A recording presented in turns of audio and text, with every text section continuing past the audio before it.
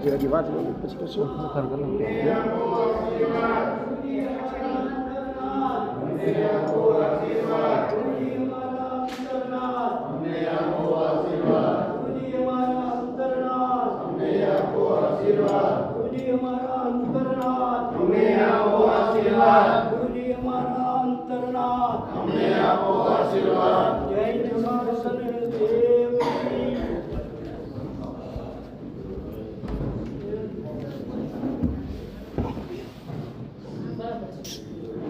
ગુરુવંદન.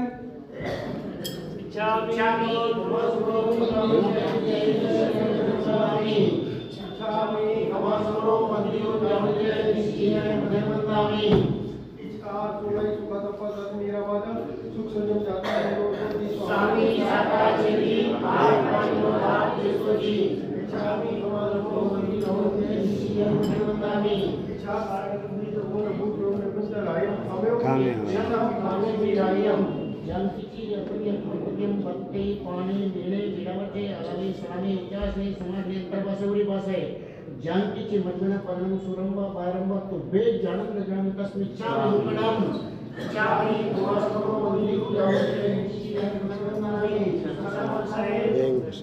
इच्छामि कमासो वंदि जावते निश्चयनामि इच्छा कारण संदेश बोलो वायरा इच्छामि कमासो वंदि जावते निश्चयनामि इच्छा कारण संदेश बोलो वायरा लेसु इच्छामि कमासो वंदि जावते निश्चयनामि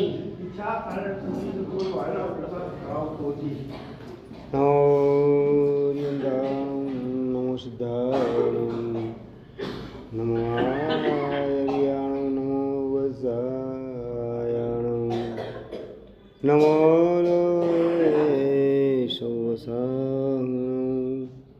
ऐश्ववञ्चनमुक्तारो सर्वपावपणाशनो मंगलानं च सर्वे सिंहरणं हवै मंगलम मंगलम भगवान वीर मंगलम गौतम प्रभु मंगलम स्थूलिभद्राद्या जैन धर्मस्तु मंगलम अज्ञानातिमिरन्धनं ज्ञानाञ्जनशलाकया नेत्रमुन्मितं येन तस्मै श्रीगुरवे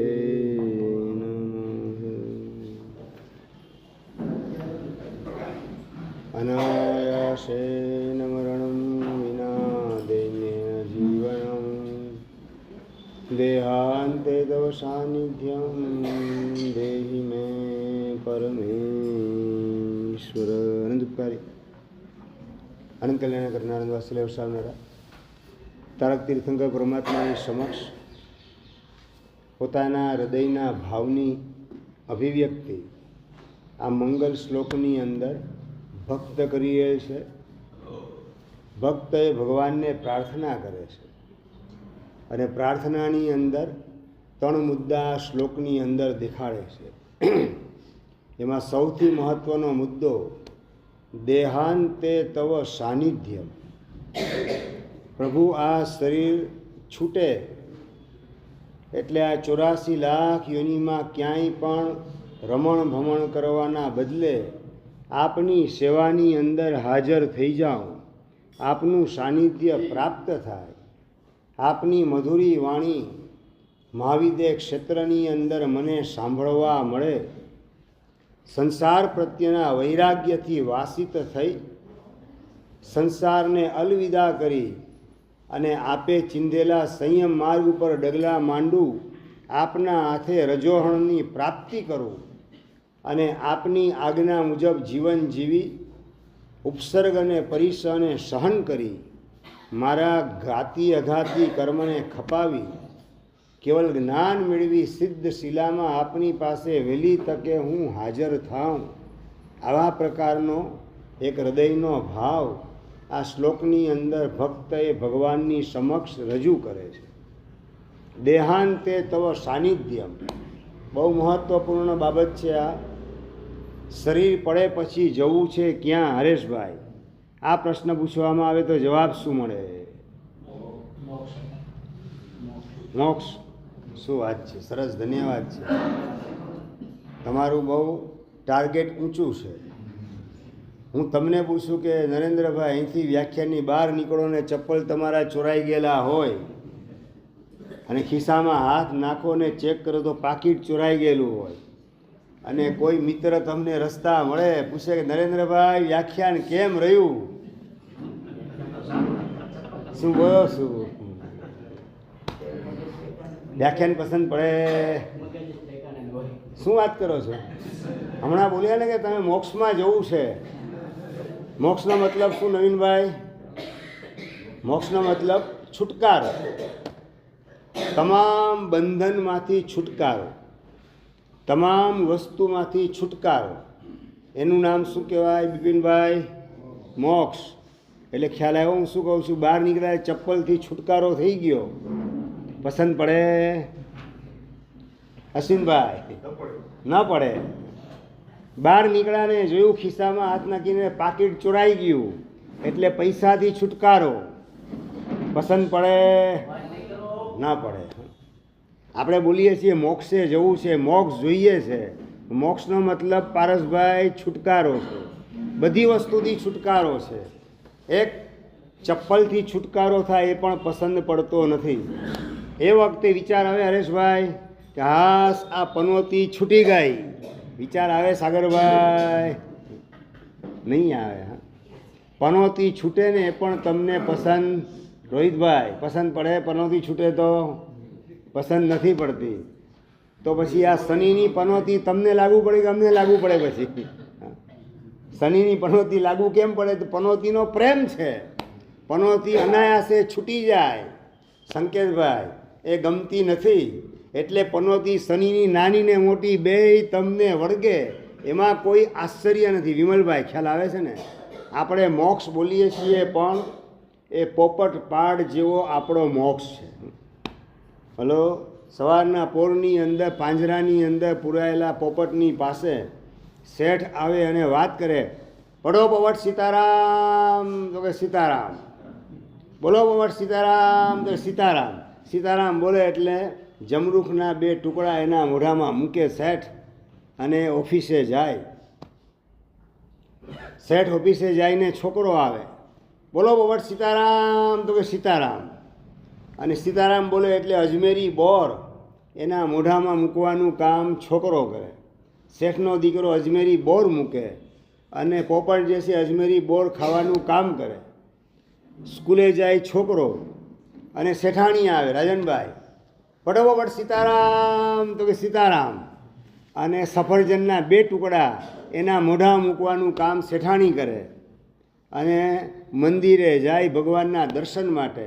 ઘરમાંથી બધી વ્યક્તિ રવાના થઈ ગયેલી છે. પોપટ પાંજરામાં પુરાયેલો વિચારે કે સીતારામનો મતલબ જમરૂખ થાય કે અજમેરી બોર થાય કે સફરજનના ટુકડા થાય, એ વિચારવાની અંદર પોપટ ખોવાઈ ગયેલો હોય.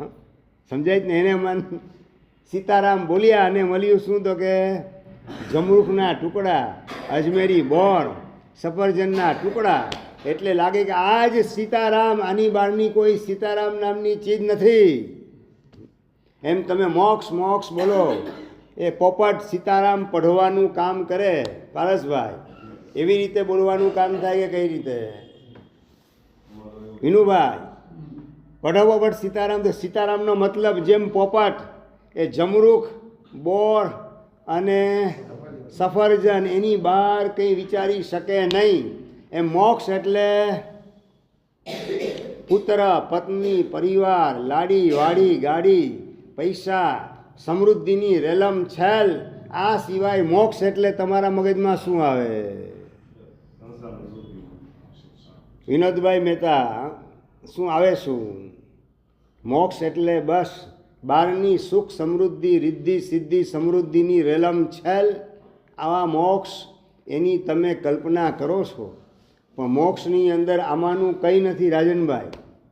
લાડીવાળી ગાડી નથી, તમારું પુણ્ય પાપ 8 કર્મ એ પણ ઉદયમાં નથી, શરીર પણ નથી, 5 ઇન્દ્રિય પણ નથી. હવે આંખ વગરનું જીવન કલ્પના કરી શકો હરેશભાઈ? કાન વગરનું જીવન, નાક વગરનું જીવન, જીભ વગરનું જીવન, સ્કિન વગરનું જીવન, મન વગરનું જીવન અને શરીર વગરનું જીવન, પરિવાર વગરનું જીવન, એનું નામ છે મોક્ષ. હવે અશ્વિનભાઈ, આવો મોક્ષ પસંદ પડશે? આપણી જાતને પૂછવાનું છે. આપણે મોક્ષ જોઈએ છીએ, બોલીએ છીએ, પણ મોક્ષનો મિનિંગ આપણને ખબર નથી. મોક્ષ એટલે તમામ બંધનમાંથી છુટકારો. શરીર એ પણ એક બંધન છે, કર્મ પણ બંધન છે, દોષ એ પણ બંધન છે, અને 84 લાખ યોનિની અંદર આપણે પુરાયેલા છીએ એ પણ બંધન છે. આ બંધન તરીકેનો એકરાર આપણે કરવા માટે તૈયાર કેટલા? બસ બંધન નથી લાગતા. બંધન મીઠા ને મધુરા લાગે છે. આ મીઠા ને મધુરા જ બોલું છું ને. બંધન મીઠા ને મધુરા લાગે છે, માટે બંધનમાંથી છૂટવાનો વિચાર પણ આવતો નથી. પછી પોપટ સીતારામ બોલે એ રીતે મોક્ષ જોઈએ છે, બોલીએ ખરા, પરંતુ હૃદયમાં મોક્ષનો પ્રેમ સાચા અર્થમાં નથી. શરીર પ્રત્યે પણ આસક્તિ અંદરમાંથી ઓગળી જાય. શરીર પણ જેલ છે, આ જેલની અંદર પુરાયેલ છે. શરીર એટલે, હરેશભાઈ, શરીર એટલે રોગનો રાફડો છે. ભોગીભાઈ, રાફડામાં તમને 15-20 કાણા હોય, તમને કે જો એક કાણામાંથી સાપ નીકળી, હવે હાથ નાખો. ના ભાઈ, હાથ ન નાખીએ ભાઈ. બીજો કોઈક નીકળે તો, ત્રીજો નીકળે તો. મહેશભાઈ, રાફડામાં હાથ નાખવા માટે બિલકુલ તમે તૈયાર થાવ નહીં. ક્યારે કયા કાણામાંથી કયો સાપ બહાર નીકળે એની આગાહી કરી શકાતી નથી. એમ આ શરીરમાંથી ક્યારે કયો રોગ ઊભો થાય એ અંગે કોઈ આગાહી કરી શકાય તેમ નથી. ગમે ત્યારે માથું દુખે, ગમે ત્યારે પેટ દુખે, ગમે ત્યારે કમર દુખે, ગમે ત્યારે સ્લીપ ડિસ આવી જાય, ગમે ત્યારે બ્રેઇન એટેક, ગમે ત્યારે હાર્ટ એટેક, ગમે ત્યારે પેરાલિસિસ એટેક. આમ નોટિસ આપીને આવે હાર્ટ એટેક, બ્રેઇન એટેક આવે તો નોટિસ આપે. ગમે ત્યારે અચાનક રાફડામાંથી જેમ સાપ નીકળે, એ સાપના રાફડામાંથી ક્યારે કયો સાપ ક્યાંથી બહાર નીકળશે ખબર ન પડે. બસ એ જ રીતે આ શરીરે રોગનો રાફડો છે. ક્યારે આમાંથી રોગ ઉત્પન્ન થાય એ ખબર પડવાની નથી. અને કોરોનાએ ઘણાને બોધપાઠ શીખડાવી દીધા. ખ્યાલ આવે છે ને પપ્પુભાઈ? કોરોનાએ ઘણા બધા બોધપાઠ શીખડાવેલા છે. એ બધા યાદ છે કે ભૂલાઈ ગયું બધું? પપ્પાની ડેડ બોડીને દીકરો અડવા તૈયાર થાય નહીં, અગ્નિ સંસ્કાર માટે તૈયાર થાય નહીં. હોસ્પિટલના સ્ટાફને કે બધું તમે પતાવી દેજો, પૈસા જેવી આપી દઈશ, પણ મારે ત્યાં આવવું નથી. આ કોરોનાએ ઘણું બધું આપણને શીખડાવ્યું. આપણે શીખવ્યું કે શીખ્યા કે નથી શીખ્યા? શીખડાવેલું છે ઘણું બધું, પણ આપણે શીખેલા છે કેટલું? સ્કૂલમાં ઘણું બધું શીખડાવે, પણ વિદ્યાર્થી શીખે તો પહેલો નંબર આવે, ટોપ 10ની અંદર ગોઠવાય. શીખવા તૈયાર જ ન હોય તો કઈ રીતે પાસ પણ થઈ શકે? એ $1,00,000 ગંભીર પ્રશ્ન. વ્યાખ્યાનની અંદર ઘણું શીખડાવવામાં આવે, કેટલું તમે શીખો? કુદરત પણ તમને ઘણું બધું શીખડાવે, તમે કેટલું શીખો? અરે નરેન્દ્રભાઈ પણ ઘણું બધું તમને શીખડાવે છે. અહીંયા બેસેલા નહીં હો, આ પીએમની પોસ્ટ ઉપર ગોઠવાયેલા.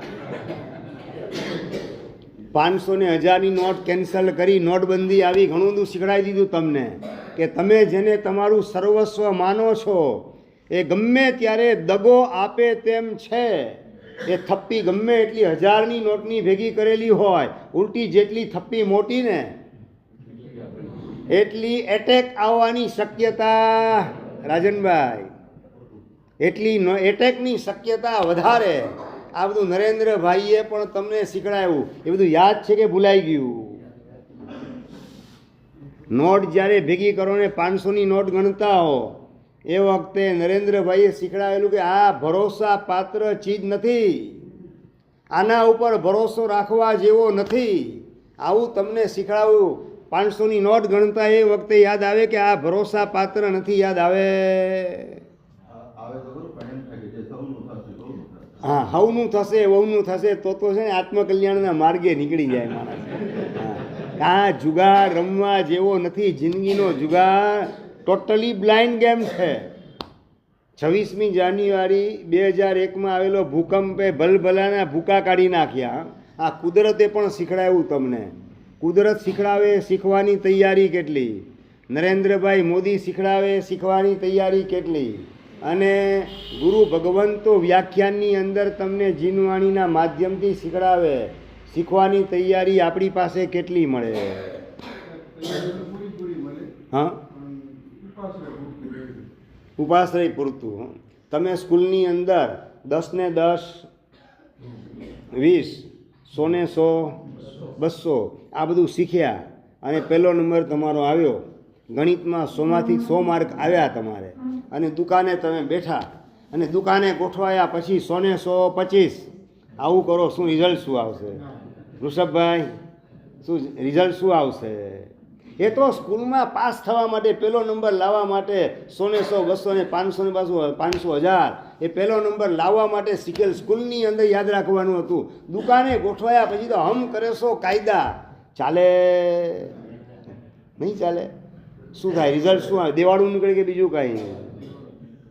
સ્કૂલમાં 100 ને 100, 200 ને 500 ને 500, 1000 પહેલો નંબર લાવવા માટે શીખવાડવામાં આવે. રાજનભાઈ કે સ્કૂલની લાઈફ છોડી પરીક્ષાની જિંદગી તમારી ચાલતી હતી, એમાંથી જ્યારે બહાર નીકળી અને જિંદગીની પરીક્ષા શરૂ થાય, દુકાનની અંદર, ઘરની અંદર, બજારની અંદર, ઓફિસની અંદર, પરિવારની અંદર, એ વખતે તમારે ત્યાં નાપાસ થવું ન પડે, દેવાળું કાઢવાનો વારો ન આવે, એ માટે સ્કૂલની અંદર 500 ને 500, 1000 શીખડાવેલું હતું.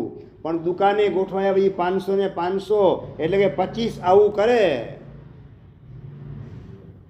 દેવાળું કાઢવા સિવાય બીજું કોઈ રિઝલ્ટ આવે નહીં. એમ વ્યાખ્યાન હોલની અંદર તમે શીખી ગયા, યાદ રાખી લીધું, પણ દુકાને ગયા પછી, ઘરે ગયા પછી એમાંનું કશું યાદ રાખો નહીં. એને સ્વીકારવાની તૈયારી આવે નહીં. ઇમ્પ્લિમેન્ટ માટેની બિલકુલ તૈયારી તમારી પાસે હોય નહીં. શું રિઝલ્ટ આવે? ધર્મ જગતમાં દેવાળું નીકળવા સિવાય બીજું રિઝલ્ટ પોઝિટિવ આવવાની શક્યતા કેટલી? કેટલી શક્યતા? એટલે આ વ્યાખ્યાનમાં પડો પોપટ સીતારામ કરવાનું નથી. અખાના છપ્પા જેવી હાલત થવી ન જોઈએ. કથા સુણી સુણી ફૂટ્યા કાન, તોય ના આવ્યું બ્રહ્મ જ્ઞાન. અશ્વિનભાઈ, એ અખાના છપ્પા જેવી સ્થિતિ ઊભી કરવાની નથી, પણ જે સાંભળીએ એનો તત્કાલ અમલ કરતા શીખવાનું છે.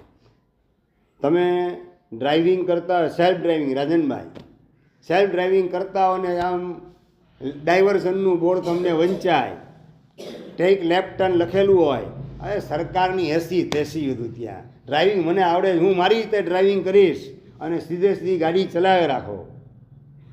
શું હરેશભાઈ રિઝલ્ટ શું આવે?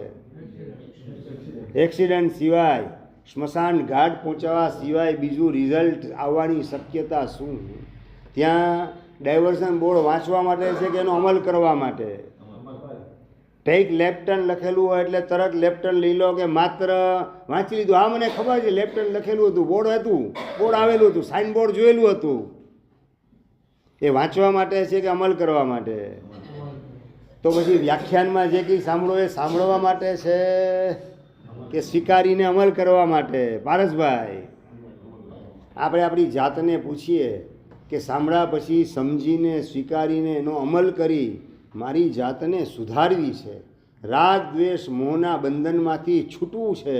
હવે એક પણ નવા ભવનું બુકિંગ મારે કરાવવું નથી. 84 લાખ યોનિની અંદર પુનરપી જનનમ પુનરપી મરણમ પુનરપી જનની જઠરે શયનમ, અનાદિકાળથી આ જ સિલસિલા અખંડપણે ચાલી રહેલો છે.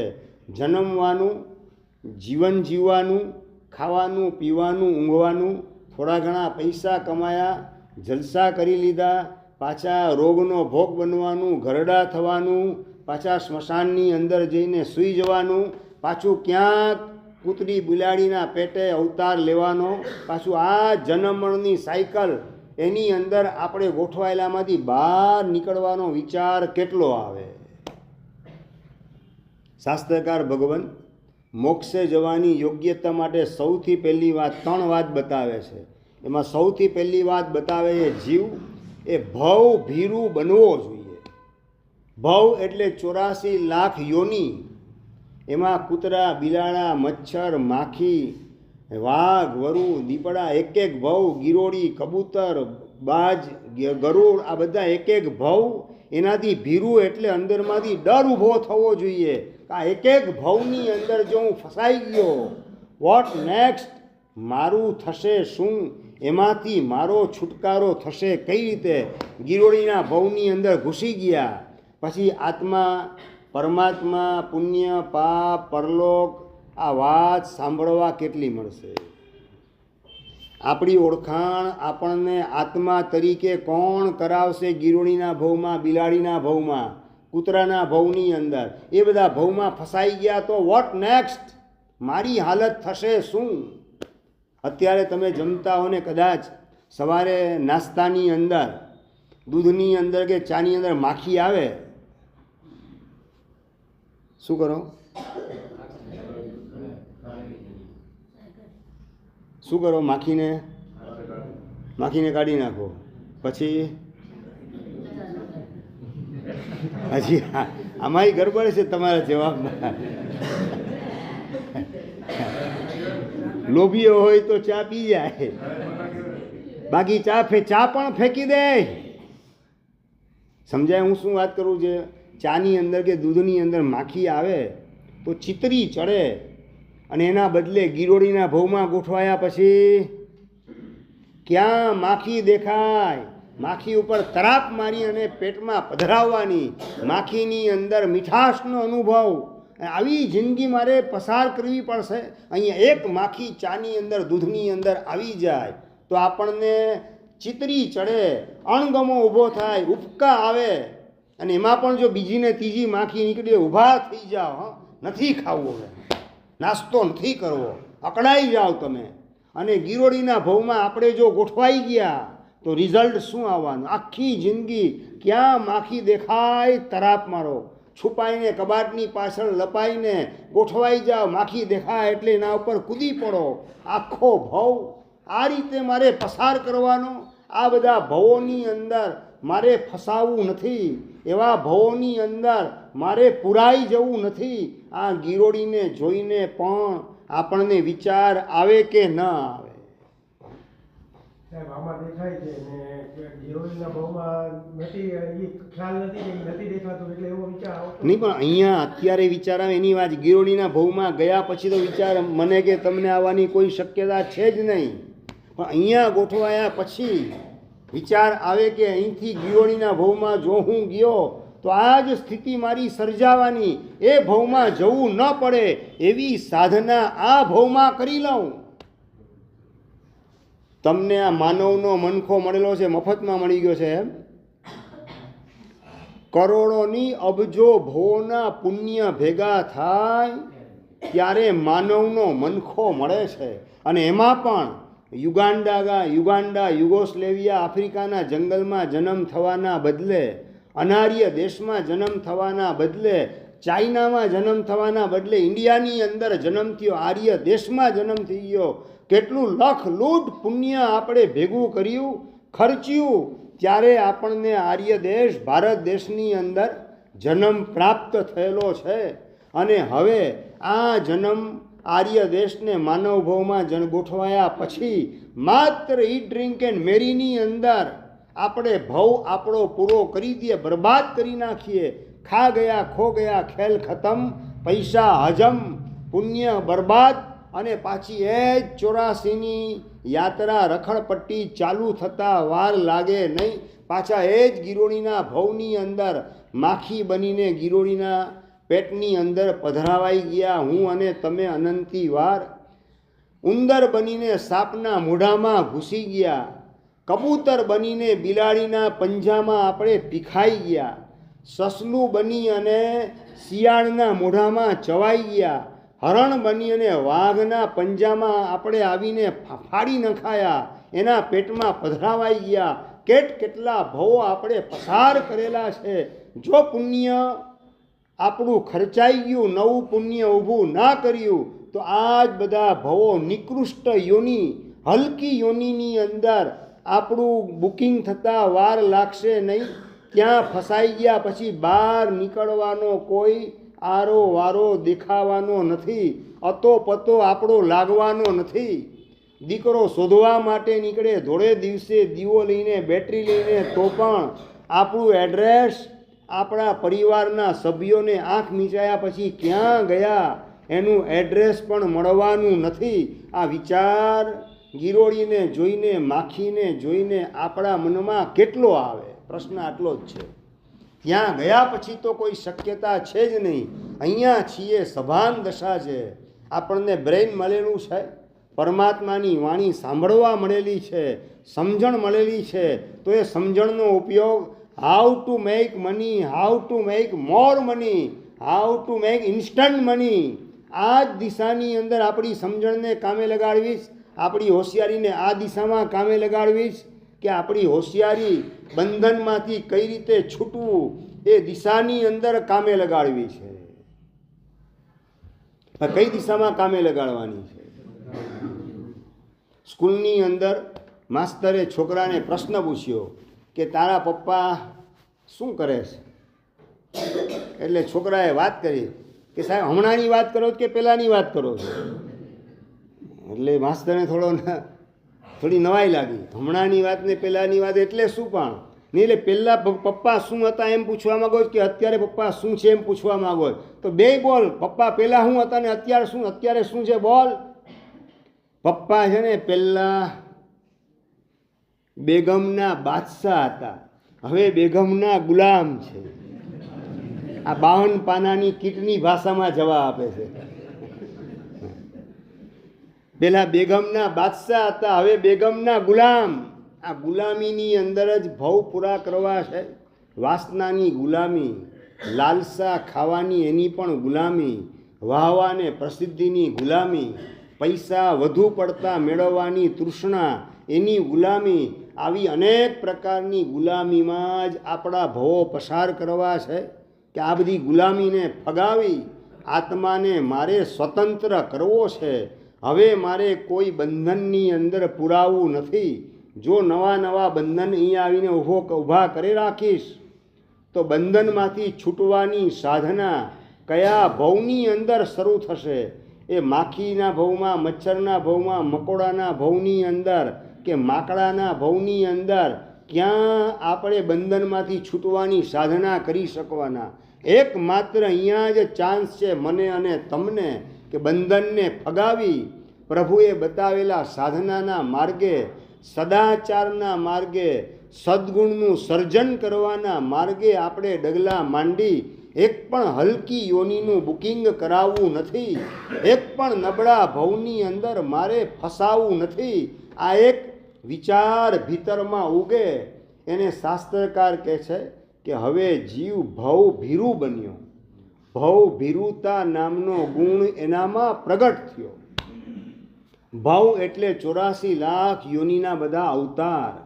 એનાથી જીવને ડર લાગે આ બધા અવતારની અંદર મારે ફસાવવું નથી.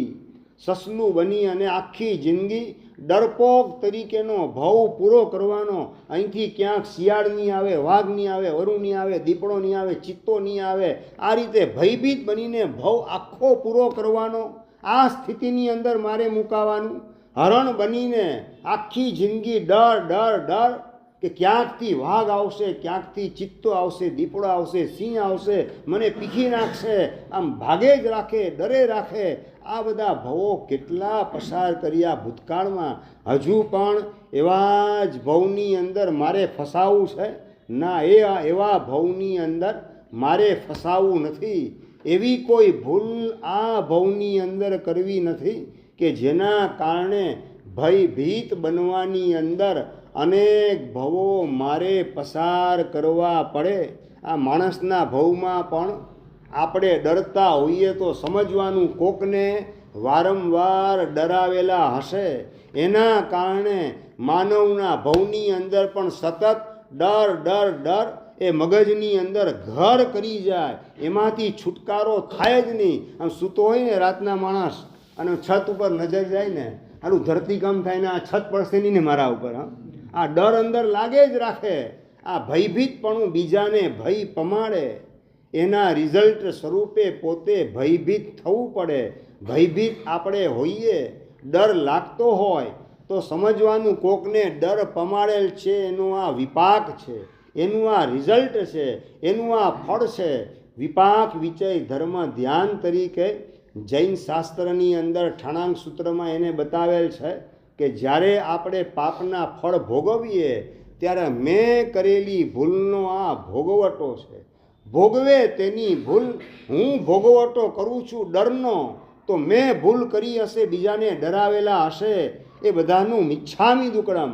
અને નંબર 2, અત્યારે જો હું કોકને ડરાવીશ તો ભવાંતરની અંદર સસલાના ને હરણના અવતાર મારે લેવા પડશે. આખો ભવ ભયભીત અવસ્થામાં જ મારે પૂરો કરવો પડે. ક્યાંય દિવસે તો નહીં, રાતે પણ ચેનથી ઊંઘ ના આવે, શાંતિની ઊંઘ ના આવે. ક્યાંકથી હરણ, ક્યાંકથી વાઘ આવશે ને તરાપ મારશે તો, ક્યાંકથી સિંહ મને શોધી કાઢશે તો ન રાત શાંતિથી પસાર થાય, ન દિવસ શાંતિથી પસાર થાય. બીજાને ડરાવીશ તો આવી ભયભીત અવસ્થામાં ભવોના ભવ મારે પૂરા કરવા પડશે. એમ એનું રિઝલ્ટ નજરની સામે હોય, જેને જૈન શાસ્ત્રમાં અપાય વિચય ધર્મ ધ્યાન તરીકે ઓળખાવેલ છે. જે આપણે નબળી પ્રવૃત્તિ કરીએ એનું રિઝલ્ટ નજરની સામે રાખીએ, એનું નામ અપાય વિચય ધર્મ ધ્યાન. અપાય એટલે કે એનું ફળ, પ્રવૃત્તિનું પરિણામ નજરની સામે દેખાય. અને નંબર 2, આપણે કોઈક કર્મના ઉદયનો ભોગ બન્યા હોય વર્તમાન કાળની અંદર, તો મેં કેવી ભૂલ કરી જેનો આ ભોગવટો આવ્યો, આની વિચારણા એ વિપાક વિચય ધર્મ ધ્યાન છે. આ 2 વિચારની અંદર સતત જોડાયેલા રહીએ તો આ ભવ ભીરુતા આપણને પાપ ભીરુ બનવાના માર્ગે ગોઠવવાનું કામ કરે.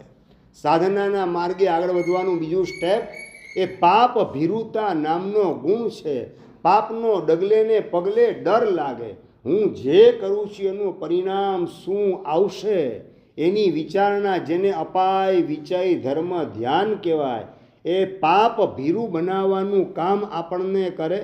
અને પાપનો જેટલો ભય ઊભો થતો જાય તેમ તેમ પાપનો ત્યાગ જીવનમાં આવતો જાય, અને પાપમાંથી જેટલો છૂટતો જાય એટલી એની ભવિષ્યની સુરક્ષા શાસ્ત્રકાર દેખાડી રહેલા. એક પણ પાપી એ સલામત નથી. પાપીના ભવિષ્યની અંદર દુઃખ ગોઠવાયેલું છે. અને નંબર 2, દુઃખીના ભૂતકાળમાં પાપ ગોઠવાયેલું છે. પારસભાઈ, આ સમજણને બરાબર ક્લિયર કરવાની આપણે જરૂરત છે. પાપીના ભવિષ્યમાં દુઃખ છે ભોગીભાઈ, અને અત્યારે જે દુઃખી હોય તો એના ભૂતકાળમાં પાપ ગોઠવાયેલું છે. કારણ કે પાપ અને દુઃખ એની જુગલબંધી છે. એ જોડી જે છે ને કોઈ તોડી શકતું નથી, તોડી શક્યું પણ નથી. પાપ કરે ને મારે દુઃખ ભોગવવું ન પડે એ વાતમાં કોઈ માલ નથી. આ ભવમાં નહીં તો પરભવમાં દુઃખ લમણે ઠોકાય ઠોકાય ને ઠોકાય નિશ્ચિત છે. ભગવાન મહાવીર મહારાજા ખુદ આપણને કહે છે કે મારા કાનમાં બાવળના સૂળ ભોકાયા, એમાં વાંક ગોવાળનો નહોતો વાંક મારો પોતાનો. 18મા ભવમાં મેં કરેલી ભૂલ, ત્રિપુષ્ટ વાસુદેવના ભવની અંદર ધગધગતું શિશુ સૈયા પાલકના કાનમાં રેડાવી દીધું. મારી ઊંઘમાં ખલેલ પહોંચાડી. સંગીતના શોખના કારણે શું સમજે એના મનની અંદર સત્તાના નશામાં આવી એના કાનમાં શિશુ રેડિયો. એનો ભોગવટો 27મા ભવમાં અંતિમ ભવની અંદર મારે ભોગવટો સહન કરવો પડ્યો. તમે પાપ બાંધતી વખતે સાવધાન રહેજો. પાપના ફળમાં દુઃખ સિવાય બીજું કશું આવવાનું નથી. મને પણ એમાં કન્સેશન મળી શકતું નથી, તો તમને કન્સેશન આપશે કોણ? મારી પણ લાગવગ લાગી શકેની. પાપનો ટાઈમ બોમ્બ ફૂટે ત્યારે તો તમારી લાગવગ લાગશે કઈ રીતે એનો વિચાર ગંભીરતાથી કરજો. ભારતની પીએમની પોસ્ટ ઉપર ગોઠવાયેલી બાઈ હોય, એનો પણ પાવર બધો ખલાસ થઈ જાય જ્યારે પાપનો ટાઈમ બોમ્બ ફૂટે. જે દેશમાં વાઘરણને ભિખારણ ન મરે એના કરતાં પણ કમોતે મરવાનું કામ ઇન્દિરા ગાંધીનું થયું. પોતાના જ બોડીગાર્ડ સ્ટેનગનથી ચાઇનીની જેમ ચાળી નાખે, એમાં એને કોઈ બચાવી શકે નહીં. હોસ્પિટલ પહોંચે તો પોતાનું બ્લડ એના બાટલા ત્યાં મળે નહીં, અને પરલોક ભેગું પ્રાણ પંખેરું ઉડી ગયું. એને પીએમની પોસ્ટ પણ એનો બચાવ કરી શકે નહીં. પાપનો ટાઈમ બોમ્બ ફૂટ્યો અને ભારતની અંદર સૌથી વધારે બહુમતીથી લોકસભાની અંદર પ્રાઇમ મિનિસ્ટરની પોસ્ટ ઉપર ગોઠવાયેલા રાજીવ ગાંધી, RDX બોમ્બ ફૂટ્યો ત્યારે હું તો સૌથી વધારે બહુમતીથી ચૂંટાઈને આવેલો છે ભારતનો પ્રાઇમ મિનિસ્ટર એવો સૌ પ્રથમ છું. સૌથી વધારે બહુમતી મને મળેલી છે. એ પણ એનો નશો એને બચાવી શકતો નથી. બહુમતીથી મળેલી પ્રાઇમ મિનિસ્ટરની પોસ્ટ પણ ટાઈમ બોમ્બ ફૂટે પાપનો ત્યારે એને પણ એમાં કન્સેશન મળેની લાગવગ એની પણ લાગે નહીં. એ પીએમની પણ લાગવગ ન લાગે. અને પરમાત્માને પણ કન્સેશન પાપનો ટાઈમ બોમ્બ ફૂટે ત્યારે ન મળે તો આપણી લાગવગ પાપનો ટાઈમ બોમ્બ ફૂટે ત્યારે કેટલી લાગશે? ક્યારે આપણને એમાંથી છુટકારો મળશે? કન્સેશન કોણ આપણને આપશે?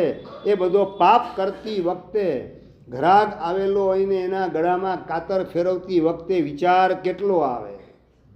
ઘરાકને ગામડાનો ઘરાક આવ્યો ને એને છેતરવા દ્વારા આવતા ભવમાં ભિખારી થવાનું હું બુકિંગ કરાવી રહેલ છું. એમાંથી હું છૂટીશ કઈ રીતે? એ ઘરાકને છેતરતી વખતે શીશામાં ઉતારીને બૂચ પેક કરતા હોય એ વખતે આ પાપ છે, એ પાપ મને દુઃખી કરશે ભવિષ્યની અંદર, એ વિચાર કેટલો આવે?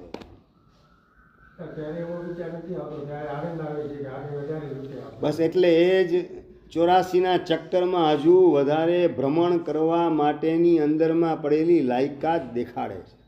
ભવ ભીરુતા આવેલી નથી. હવે નવા ભવમાં મારે ફસાવું નથી. જેને હું અત્યારે છેતરીને 500,000 રૂપિયા મેળવી લઉં છું અને એ જ્યારે હિસાબ ચૂકવવાનો આવશે અને માનવ ભવ મને મળે એ વખતે મારે એના ઘરે આફ્રિકાના જંગલ, આફ્રિકાની અંદર ગુલામ પ્રથા ચાલુ છે ને મારે જીવતા ગુલામ તરીકે આખી જિંદગી એના ઘરે વેંઢાળવી પડશે. એનો ત્રાસ મારે સહન કરવો પડશે.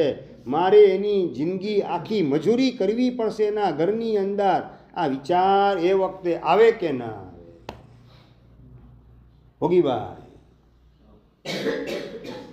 ભવ ભીરુતા ગુણ હજુ જીવની અંદર પ્રાપ્ત થયેલ નથી, પ્રગટ થયેલ નથી. ભવ ભીરુતા આવે કે આવો ભવ માનવનો મનખો મળે પણ મેં એને છેતર્યો એટલે ચક્રવૃદ્ધિ વ્યાજ સાથે હિસાબ ચૂકવવાનો. ચક્રવૃદ્ધિ વ્યાજ સમજી ગયા ને? 10 રૂપિયા, નવીનભાઈ 10 રૂપિયા તમે બેંકની અંદર મૂકો, જોને તોની ભાષામાં 5 વર્ષે માનો કે ડબલ થાય. પેલા 5 વર્ષે ડબલ થતા, બરાબર રાજનભાઈ? 100 વર્ષે કેટલા થાય? કેટલા બોલો ને, આંકડો કેટલો થાય બોલો રાજનભાઈ? કેટલા થાય? 400 રૂપિયા થાય. ડબલ જ કરવાના છે. 5 વર્ષે ડબલ.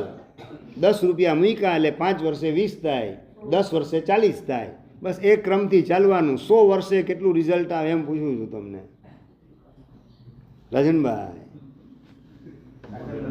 હા, મગજ કામ કરે નહીં. હા, 1,04,00,000 કરતાં વધારે રકમ થાય. હિસાબ કરી લેજો ઘરે જઈને. હા, શરૂઆતમાં તો બહુ ખબર ન પડે. હા, 5ના 10ના 20, 20ના 40 ને 80, ઠીક છે 160. શરૂઆતમાં તો બહુ નાનું જ દેખાય. જેમ જેમ આગળ જાઓ તેમ તેમ આંકડો ડબલ કરતા એવું વિકરાળ સ્વરૂપ ધારણ કરે. 10 રૂપિયા જો 100 વર્ષ પછી ચૂકવવાના આવે અને 5 વર્ષે ડબલના હિસાબે ગણો તો સીધા 10 રૂપિયા જેને છેતરીના લીધા હોય કેટલા ચૂકવવા પડે? 1 કરોડથી વધારે. તો કેટલાય ભવ પછી એ જો ચૂકવવાનું આવે એટલે આખી જિંદગી માનવનો મનખો ગુલામ તરીકે આપણે એને વેચાઈ જવાનું, સોંપાઈ જવાનું અને મજૂર બની ગધા વેતરું એના ઘરે કરી અને આખો ભવ આપણે બરબાદ કરવાનો મબલક પુણ્ય ઉદયમાં આવે. પણ આ કરેલી ભૂલ એવો ટાઈમ બોમ્બ ફૂટે કે ગુલામ તરીકે માનવ ભવ મળવા છતાં ગુલામ તરીકે આખી જિંદગી આપણે પસાર કરવી પડે. એ કોકને છેતરતી વખતે યાદ જો આપણને આવે, આ અપાય વિચય ધર્મ ધ્યાન છે.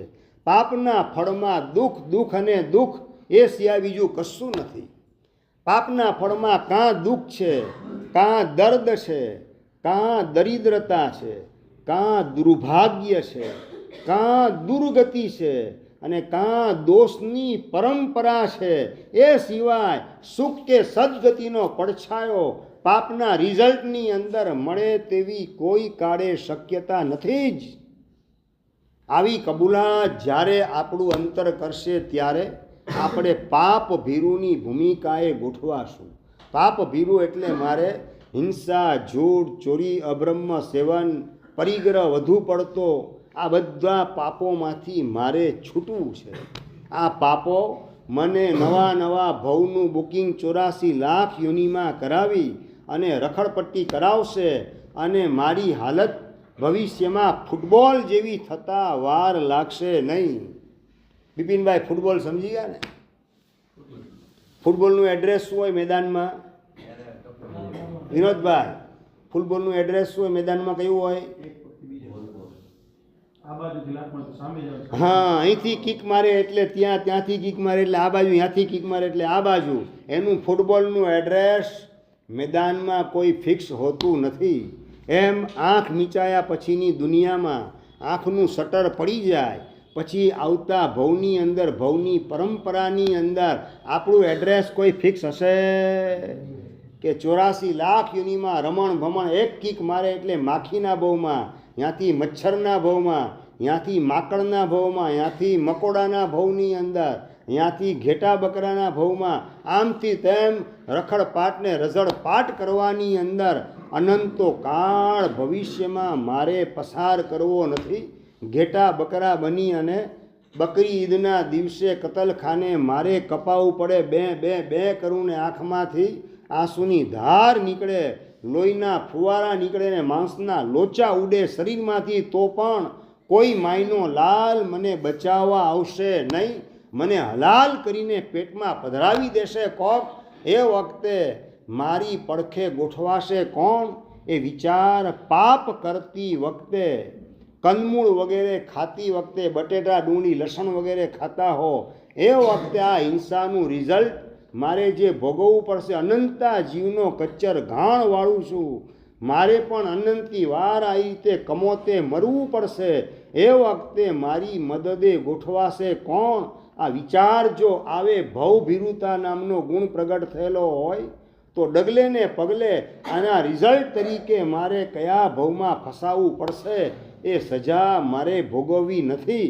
તો પછી આ પાપ એને છોડી દો. પાપનું ફળ નજરની સામે દેખાય એ અપાય વિચય ધર્મ ધ્યાન, અને એ પાપમાં અંદર ધ્રુજારી ઊભી કરાવે. પણ સૌથી પહેલી વાત એ છે કે પાપ તરીકે પાપમાં બુદ્ધિ કેટલી? 500નો માલ 500માં તમે વેચતા હો ને ગામડાનો કોઈ ગમાર આવ્યો ને 500નો માલ 800માં તમે વેચી દીધો, કાયદેસર તમે 40 રૂપિયા કે 30 રૂપિયાનો નફો મેળવવાનો હતો એની જગ્યાએ 350નો નફો મેળવી લીધો. એ વખતે આ પાપ કર્યો એ બુદ્ધિ કેટલી આવે, વિચાર કેટલો આવે? વધારે મળ્યું કે વધારે સજા ભોગવવી પડશે.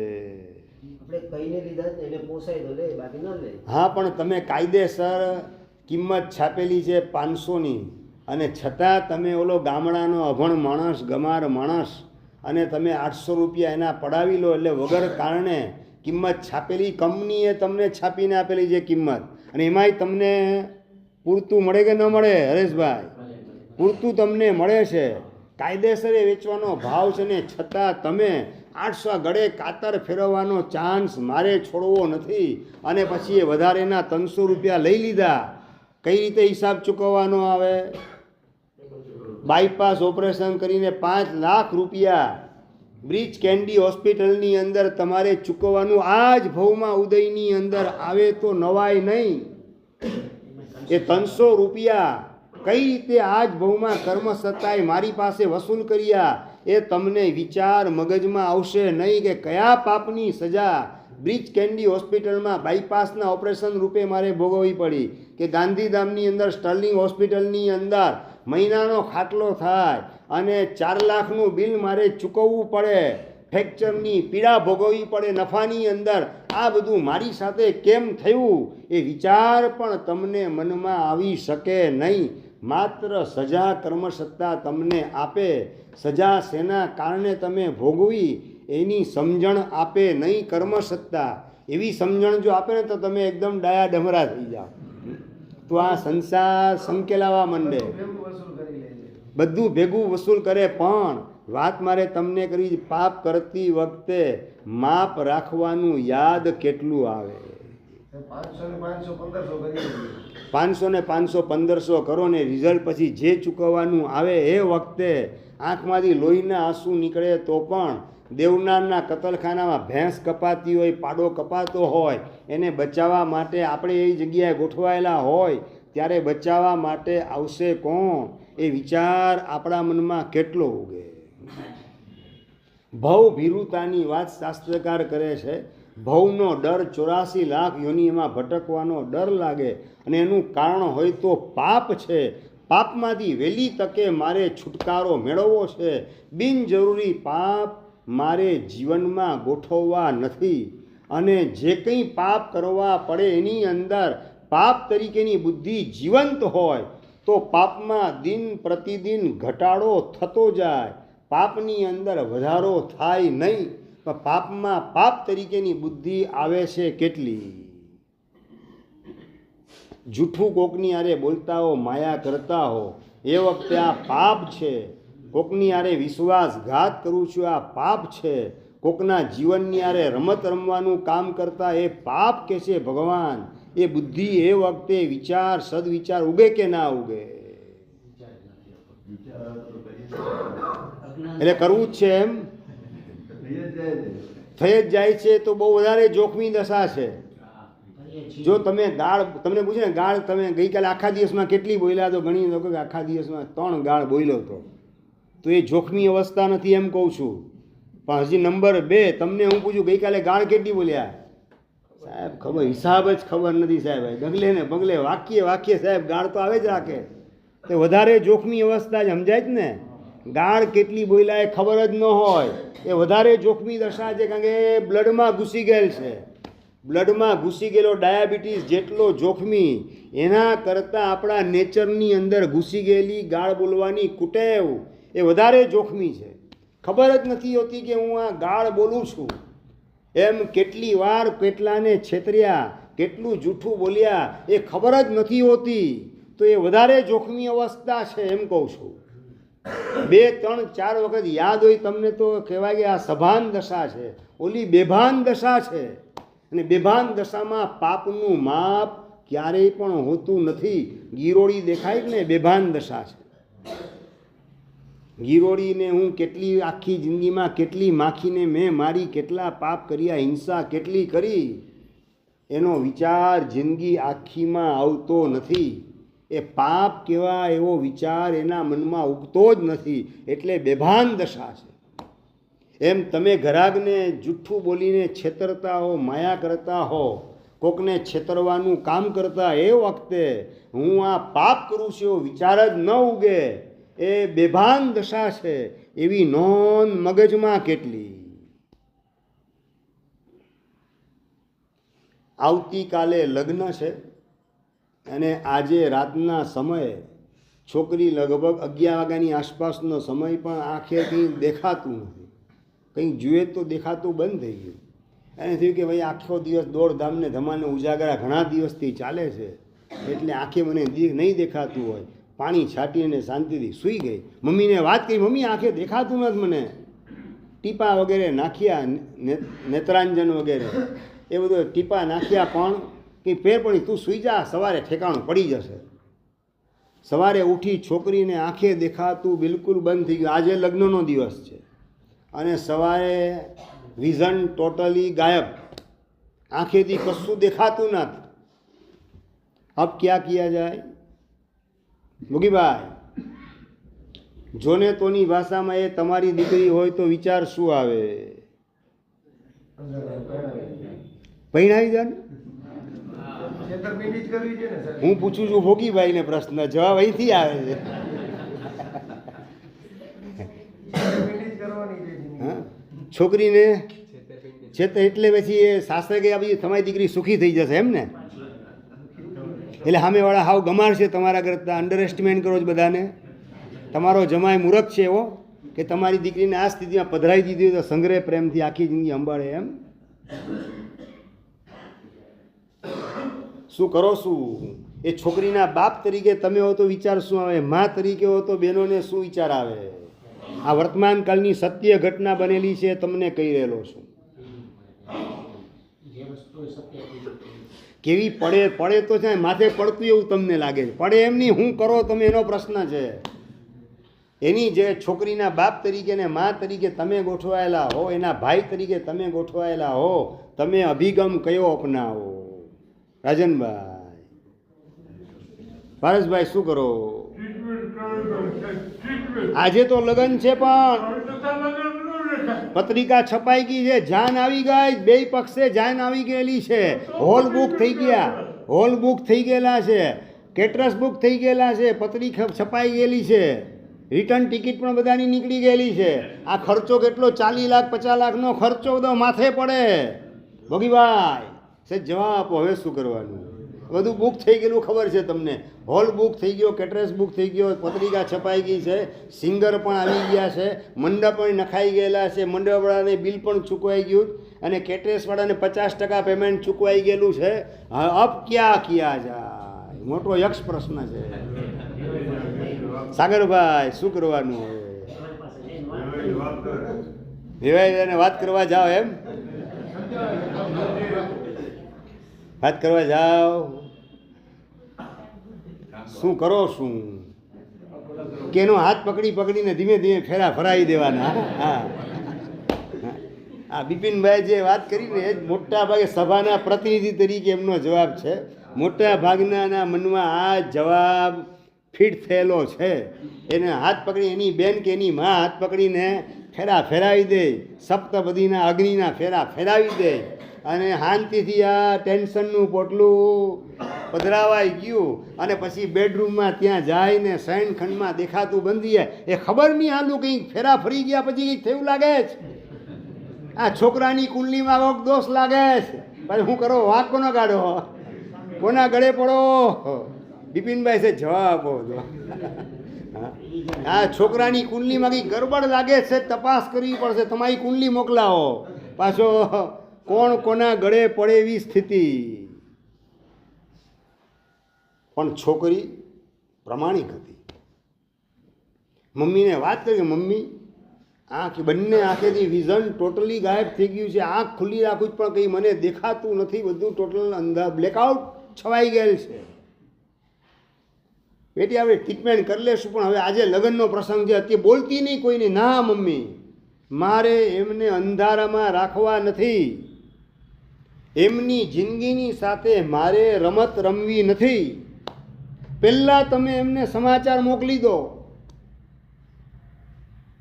સમાચાર મોકલી તો વાતનું વતેસર થાય. બેન તને હજી ખબર નથી કાંઈ, જે થાય તે થાય, પણ મારે એમને અંધારામાં રાખવા નથી, એમની સાથે વિશ્વાસઘાત કરવો નથી.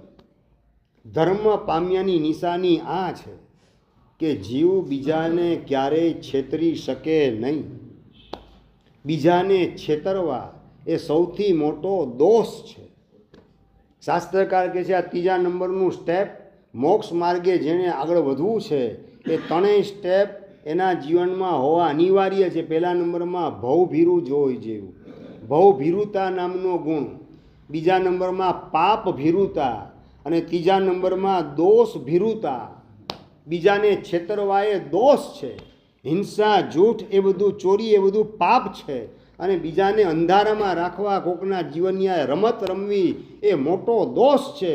એ દોષ ભીરુતા જીવની અંદર પ્રગટ થાય તો મોક્ષ માર્ગે આગળ વધવાની લાયકાત આવે, સદગતિના માર્ગે ગોઠવવાની પાત્રતા ડેવલપ થતી જાય અને એને દુર્ગતિની અંદર ક્યારેય પણ ફસાવવું પડે નહીં. કારણ કે એણે પાપ ભીરુતા, દોષ ભીરુતા અને ભવ ભીરુતા ત્રણેય ગુણને સ્ટ્રોંગ રીતે આત્મસાત કરેલા છે. આપણે આપણા ફ્યુચરને બ્રાઇટ બનાવવું હોય, આપણા ભવિષ્યને અંધકારમય બનાવવું ન હોય તો ભવ ભીરું, પાપ ભીરું અને દોષ ભીરું થયા સિવાય બીજો કોઈ વિકલ્પ આપણા માટે બચતો નથી. છોકરીએ વાત કરી દીધી કે પપ્પા તમે એમને તાત્કાલિક સમાચાર મોકલો, લાવ ફોન, હું વાત કરું એની યારે. અને પપ્પાને માં વાત કરે, ના ના બેન ફોનથી વાત નથી કરી, એક કામ કર, તારી ઈચ્છા છે જણાવવાની. પપ્પા પણ સમજાવે, પહેલાં તો સમજાવવાનું જ કામ કરે, દીકરીને રહેવા દે, હમણાં શાંતિથી પતી જવા દે પ્રસંગ. આટલું બધું વાડી બુક કરાવી લીધી, કેટરેસને બુક કરાવી દીધા, પત્રિકા છપાઈ ગઈ, મહેમાનો આવી ગયા, આ બધું ભારે પડી જાય, 50 લાખ ખર્ચાઈ ગયા આમાં ને આમાં, એમને બધું ફોક જાય. અને પાછું જો આંખે સારું ન થયું તો ના પપ્પા મારે કંઈ સાંભળવું નથી, પહેલાં એમને મારે ખુલ્લા દિલે વાત કરવી છે, મને ત્યાં લઈ જાઓ. છોકરીએ જીદ કરી. મા અને બાપ દીકરીને લઈ અને પોતાના વેવાઈના ઘરે પહોંચે. અચાનક સવારના પોરની અંદર કન્યા પક્ષેથી આવેલા 3 મેમ્બર એને જોઈને છોકરાના પપ્પા વિચાર પડી, અચાનક સવારના પોરમાં, લગ્ન તો રાતે છે આજે, ના ના પણ આપણે થોડી વાત, અંગત વાત કરવી જરૂરી છે, તમે સહેજ રૂમની અંદર આવો. છોકરો, છોકરાના મા બાપ, છોકરી અને છોકરીના મા બાપ 6 મેમ્બર રૂમની અંદર ગોઠવાયેલા છે. અને એ વખતે મમ્મી અને પપ્પા બોલવામાં હજી કઈ રીતે વાત કરવી વિચારણા કરે, ભૂમિકા બાંધે એની પહેલાં છોકરી વાત કરે કે ગઈકાલે રાતના 11 વાગ્યાથી મને આંખે દેખાતું બંધ થઈ ગયેલું છે, મને આંખ દુખવા માંડી, કંઈક ઘણા દિવસોનો ઉજાગરા હતા લગ્નના કારણે, એમ સમજીને હું વહેલી સૂઈ ગઈ, પણ સવારે ઉઠ્યા પછી પણ ટોટલી વિઝન ગાયબ છે બંને આંખમાંથી. એટલે હવે તમારે બીજી જગ્યાએ સંબંધ બાંધવો હોય તો બાંધી શકો છો, મારે કોઈના જીવન સાથે રમત રમવી નથી. હું દેખતી હતી ત્યારે તમે સંબંધ બાંધેલો હતો, હવે હું આંધળી થઈ ગયેલી છું, એટલે હવે તમે સ્વતંત્ર છો, શું નિર્ણય કરો એ બાબતની અંદર એ જણાવવા માટે આવેલી છું. છોકરીના મા બાપ વિચારમાં પડી ગયા, આટલી બધી ઉતાવળ કરીને આગળનું સ્ટેપ બોલવાની શી જરૂરત હતી, પણ છોકરી ખેલ ધર્મને પામેલી હતી. અને ધર્મ પામવાની નિશાની આ જ છે, આપણે આપણા હૃદયને જેટલું પારદર્શક રાખીએ એટલો ધર્મ અંદરમાં પરિણમે. અને કોલસા જેવી કાળાશ લઈ અને ધર્મ સ્થાનકમાં પણ ફરે રાખીએ, દેરાસરમાં, ઉપાશ્રયમાં, સ્થાનકની અંદર, પાઠશાળામાં, એમ્બિશાળાની અંદર, તીર્થસ્થાનોની અંદર, મહાત્માની પાસે, પરમાત્માની પાસે કોલસા જેવું કાળું મેસ મન લઈને ફરે રાખીએ તો ધર્માત્માનું લેબલ લગાવવા માટે પરમાત્મા તૈયાર હરગીજ નથી જ. આ સમજણ આપણી પાસે જેટલી ચોખ્ખી હોય એટલું આપણું જીવન પારદર્શક બનાવીને જીવન જીવવાની તૈયારી. છોકરીએ પહેલાં ધડાકે છોકરાને વાત કરી દીધી કે તમારે જેની સાથે સંબંધ રાખવો હોય એ સંબંધ બાંધવાની તમારે છૂટ છે. હવે જોને તોની ભાષામાં બીજો પ્રશ્ન, એ છોકરો કદાચ તમારો હોય ને છોકરાના મમ્મી પપ્પા તરીકે તમે હો, તમારો અભિગમ કયો? એ બીજો પ્રશ્ન છે. હા, એમની તમે હો છોકરા તરીકે શું કરો? પ્રશ્ન આટલો છે. તમે એ છોકરાની જગ્યાએ હો કે છોકરાના બાપની જગ્યાએ હો કે માની જગ્યાએ હો, તમારો અભિગમ કયો? રાજનભાઈ જવાબ જોઈએ. હરેશભાઈ અભિગમ કયો, નિર્ણય કયો? ન સ્વીકારીએ. ટ્રીટમેન્ટ કરવા ભાઈ પત્રિકા છપાઈ ગઈ છે, હોલ બુક થઈ ગયો છે, ટ્રીટમેન્ટ કરાવવા જાય તો મદ્રાસ જવાનું આંખનું ઓપરેશન માટે, એમાં તો અઠવાડિયું નીકળી જાય, મહેમાન થોડા અઠવાડિયું રોકાવાના જ. બીજી વાર લગન પ્રસંગ બીજી વાર એમ એટલો ખર્ચો કરશો પાછો એમ? ભોગીભાઈ સાહેબ બોલો, શું જવાબ શું આવે? એની જગ્યાએ તમે હો છોકરાના પપ્પા તરીકે અભિગમ કયો, નિર્ણય શું તમારો? નવીનભાઈ એક કામ કરો, તમને હું 23 કલાક વિચાર કરવા માટે આપું છું.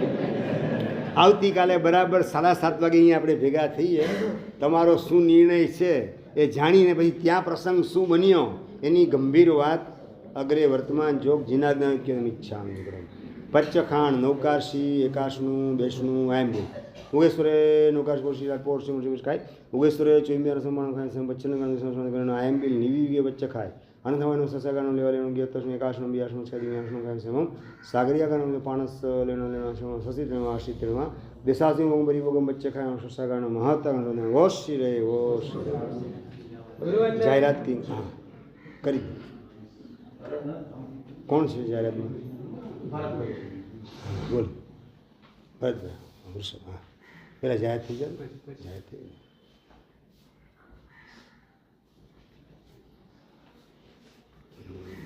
બોલો શ્રી ચિંતામણી પાર્શ્વનાથ ભગવાન કી આધ્યાત્મ યોગી પરમ પૂજ્ય આચાર્ય ભગતસિંહ વિજય કલા શ્રી મહારાજ સાહેબ કી અત્રે વિરાજમાન પરમ પૂજ્ય આચાર્ય ભગતસિંહ યશો વિજય મહારાજ સાહેબ કી અત્રે વિરાજમાન આદિથળ 8 ગુરુ ભગવંતોના ચરણોમાં વંદના સાહેબજી સુખશાતામાં દેવ. આપણે ત્યાં આજે એકદમ સારામાં સારો આનંદનો પ્રસંગ છે કે સાહેબજી આપણા સંઘ ઉપર પોતાની કૃપા દ્રષ્ટિ પ્રેમાળદર્શી અંજારથી આટલા ઝડપી વિહાર કરી મુન્દ્રા સંઘમાં પધાર્યા છે. અને આપણે એમના 2 કે 3 દિવસ જે એમને વધારે લાભ આપવા આપણા સંઘ તરફથી વિનંતી કરીએ છીએ કે સાહેબ આપની અનુકૂળતા પ્રમાણે સંઘને વધારેમાં વધારે લાભ આપવા વિનંતી. અને અત્યારે આપણે સાહેબજી પધારેલા છે તે એમને માટે ગુરુ પૂજન તથા કામની ઓરાવાનો ચડાવો ત્યારે સંઘ સમક્ષ લેવામાં આવી રહ્યો છે. જરૂરી નથી કે જરૂરી છે. અત્યારે એ ચડાવો રૂપિયામાં લેવામાં આવે છે. એક જ ચડાવવામાં 2 લાભ આપવામાં આવશે. જે પરિવાર ગુરુ પૂજનનો ચડાવો લેશે તેમના જ પરિવારના હાથે ગુરુ ભગવાનને કામની ઓરાવવામાં આવશે. એ ચડાવો 1 લાભ 2 ચડાવો 1 લાભ 2. ઓકે. 5555 રૂપિયા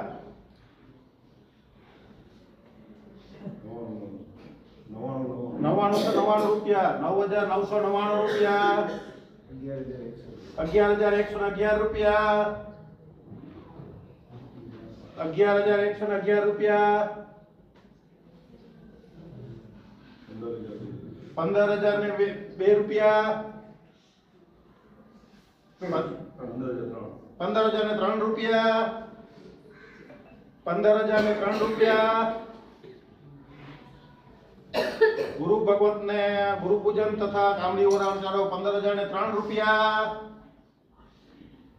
15003 રૂપિયા 15003 રૂપિયા એકવાર 15003 રૂપિયા 15003 રૂપિયા બે વાર 15003 રૂપિયા અપાય છે આદેશ 15003 રૂપિયા 15003 રૂપિયા અને 15003 રૂપિયા આદેશ. બોલો શ્રી ચિંતામણી પાર્શ્વનાથ ભગવાન કી જય. કોપડિયા કંચનબેન વાણીલાલભાઈ પરિવારે લાભ લીધેલ છે. ખૂબ ખૂબ ધન્યવાદ અનુમોદના.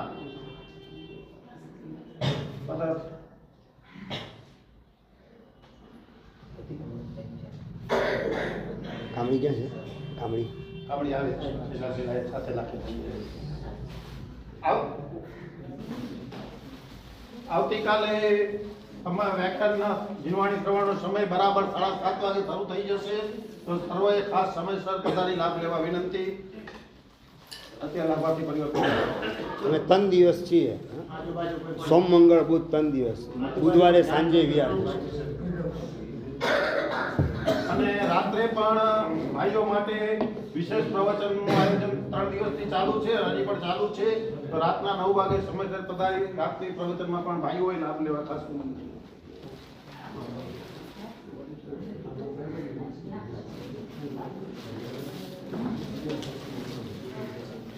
અને એક ખાસ વિશેષ વાત કે સાહેબજી અહીંયા 3 દિવસ માટે પધારેલ છે. સાહેબજીની તો અંજારથી સીધું ભદ્રેશ્વર જવાની ભાવના હતી, પણ આપણા મુદ્રાસનની હાજરી પધારેલ છે. વડરાથી બિહાર બાદ ભદ્રેશ્વર મુકામે પોષ દસમીના આઠમનું આયોજન સાહેબજીની પાવન નિશ્રામાં છે. તો સારામાં સારી સંખ્યામાં પ્રથમ તકમાં જોડાઈ લાભ લેવા સંઘને ખાસ ખાસ વિનંતી.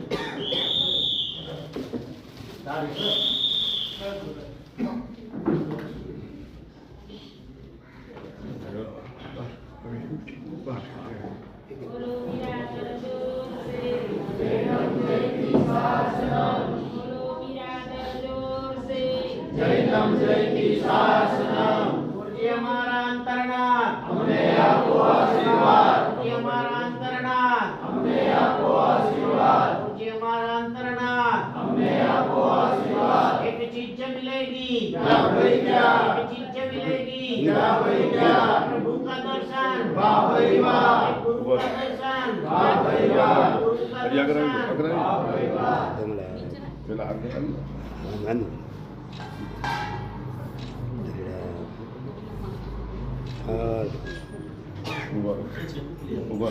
हाथ मूकी दो, ऊपर बस ऊपर दे हाथ में और हाथ मूकी दो पकड़ो भैया तो मने ना पकड़ो. बोलो बिरादर जोर से जय नाम जय शासन, बोलो जिन शासन देव की जय. वो ले लो તમે ले. અત્યારે વ્યાખ્યાન બાદ સંઘ તરફથી 10 રૂપિયાની પ્રભાવના રાખવામાં આવેલ છે તથા ભોપડિયા કંટોનમેન્ટ વાડીલાલ તરફથી 20 રૂપિયાની પ્રભાવના રાખવામાં આવેલ છે. તો સર્વે પ્રભાવનામાં લાભ આપવા વિનંતી.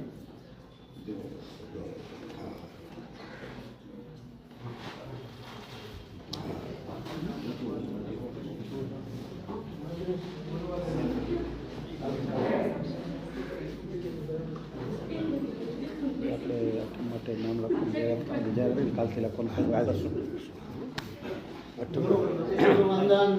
આપણે ત્યાં સાહેબજી પધારેલ છે અને અહીંથી તે બાદ ભદ્રેશ્વર એમની નિશ્રામાં અઠમ કોશી દસમ આઠમનું આયોજન કરવામાં આવેલ છે.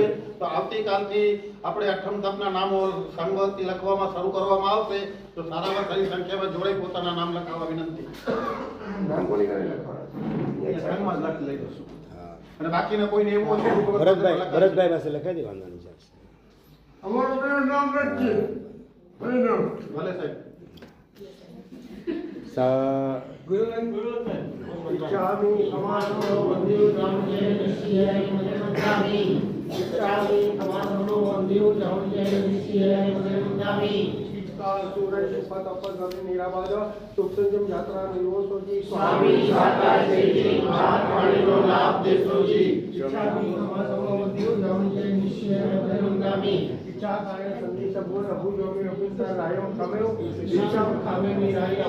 जानकी प्रत्यम प्रत्यम भक्ति पानी देने विनावती आलावी सलामी उचासनी समाजने अंतरवासेवरी भाषाए जानकी जी मजबना वर्णम सुरम्मा बायरम्मा तुभे जानम जनम तस्मिन् चारि उपणम चारि कवासतो मंदियो जाम जय ऋषि है वंदनामि.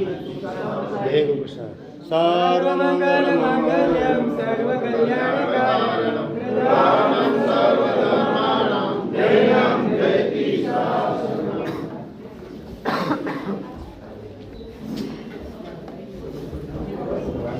ले लो